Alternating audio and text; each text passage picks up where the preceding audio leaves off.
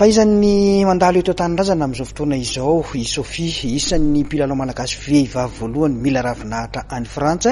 Nidresadresaka namana zakinao izy tamin'ity androany ity mitantara ny baolina kitra izay iainany any ivelany any amin'izay hoe mpilalao vehivavy mila ravinahitra any Frantsa izay.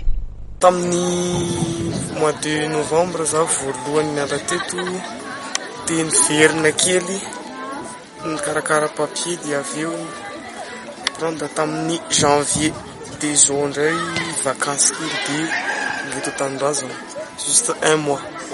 Inona le club ilalaovana, inona no mety mahasamihafa an'ilay hoe any an-dafy sy eto Madagasikara le baolina vehivavy ampiasana?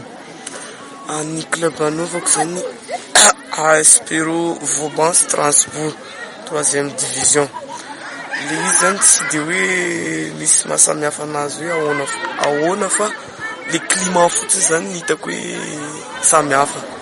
De le tactique de jeu karaha zay tsy hoe comparé amin'ny antsika zany tsy hoe nantsika ambany loatra fa le tanjaka mihitsy zany no hita hoe petraka amin'ny mety hiditra anatin'ny deuxième saison, mety mbola hitovy ny fifanarahana amin'ilay club anasoso?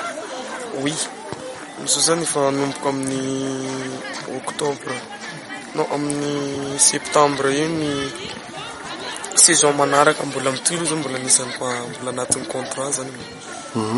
Malagasy vehivavy voalohany ianao nandeha niatrika an'izany sehatra matianina zany fahitanao an'izay? Izy zany efa fikasana fa ela hoe mba ho mpilalao matianina amiko monko zany rehefa zaho niditra tena hoe latsaka anatin'ny foko zany le hoe baolina kitra dia tanjonako zany mba hoe ho mpilalao matianina dia amin'le izy moa zany zao faly tena faly.